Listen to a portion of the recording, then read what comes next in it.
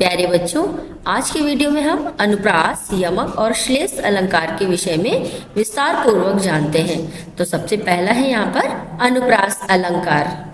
जब किसी काव्य को सुंदर बनाने के लिए किसी वर्ण की बार बार आवृत्ति होती है तो वह अनुप्रास अलंकार कहलाता है। किसी विशेष वर्ण की आवृत्ति से वाक्य सुनने में सुंदर लगता है, जैसे चारू चंद्र की चंचल किरणें खेल रही थी जलथल में। ऊपर दिए गए उदाहरण में आप देख सकते हैं कि च वर्ण की बार बार आवृत्ति हो रही है और आवृत्ति होने से वाक्य का सौंदर्य बढ़ रहा है, अतः यह अनुप्रास अलंकार का उदाहरण होगा। आइए अनुप्रास अलंकार के कुछ अन्य उदाहरण देखते हैं। मुदित महीपति मंदिर आए, सेवक सचिव सुमंत्र बुलाए।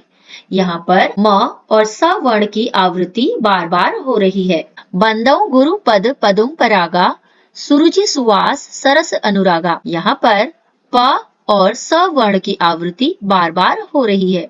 रघुपति राघव राजा राम, पतित पावन सीताराम। यहाँ पर र और प वर्ण की आवृत्ति बार बार हो रही है। जो खग हों बसेरो करो मिल, कालिंदी कूल कदम्ब की डारन।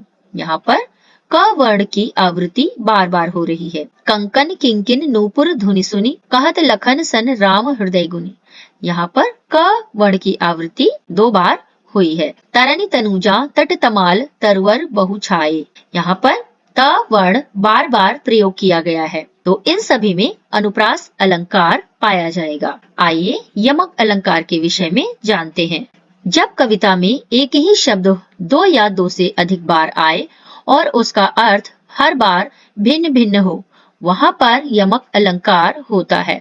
एक शब्द 2 या 2 से अधिक बार आए, जैसे काली घटा का घमंड घटा।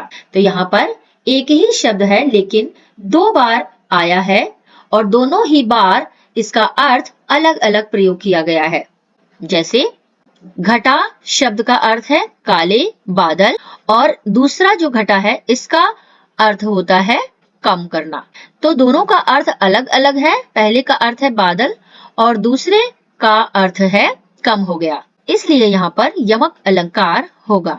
यमक अलंकार के कुछ अन्य उदाहरण जानते हैं। कहे कवि बेनी, बेनी व्याल की चुराई लेनी। पंक्ति में बेनी शब्द की आवृत्ति 2 बार हुई है। पहली बार प्रयुक्त शब्द बेनी कवि का नाम है तथा दूसरी बार प्रयुक्त बेनी का अर्थ है चोटी।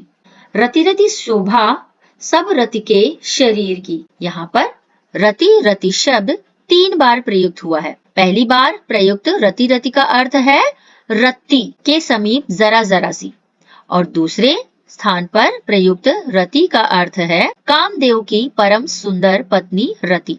इस प्रकार बेनी और रति शब्दों की आवृत्ति में चमत्कार उत्पन्न किया गया है। यमक अलंकार के अन्य उदाहरण। कनक कनक ते 100 गुनी मादकता अधिकाय, वा खाए बौराए जग या पाए बौराए। यहाँ पर कनक शब्द की 2 बार आवृत्ति हुई है। पहले कनक का अर्थ है धतूरा और दूसरे कनक का अर्थ है सोना। माला फेरत जुग गया, फिरा न मन का फेर, कर का मन का डारी दे, मन का फेर। यहाँ पर मन का शब्द की 2 बार आवृत्ति हुई है। पहले मन का अर्थ है हृदय और दूसरे मन का अर्थ है मोती। 3 बेर खाती थी ते 3 बेर खाती हैं। बेर शब्द की 2 बार आवृत्ति हुई है। पहले बेर का अर्थ है एक फल और दूसरे बेर का अर्थ है 3 बार। तो यहाँ पर यमक अलंकार होगा। श्लेष अलंकार, जहाँ पर एक ही शब्द के द्वारा एक से अधिक अर्थ का बोध हो, वहाँ श्लेष अलंकार होता है।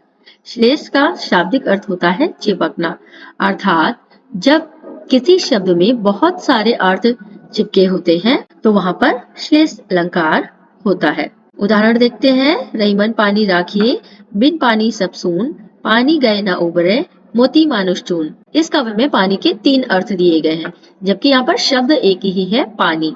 पहले का अर्थ है सामान्य जल यानी पीने का पानी, दूसरे का अर्थ है मोती की चमक, तीसरे पानी का अर्थ है मनुष्य का सम्मान। आई होप ये वीडियो आपके लिए हेल्पफुल होगी।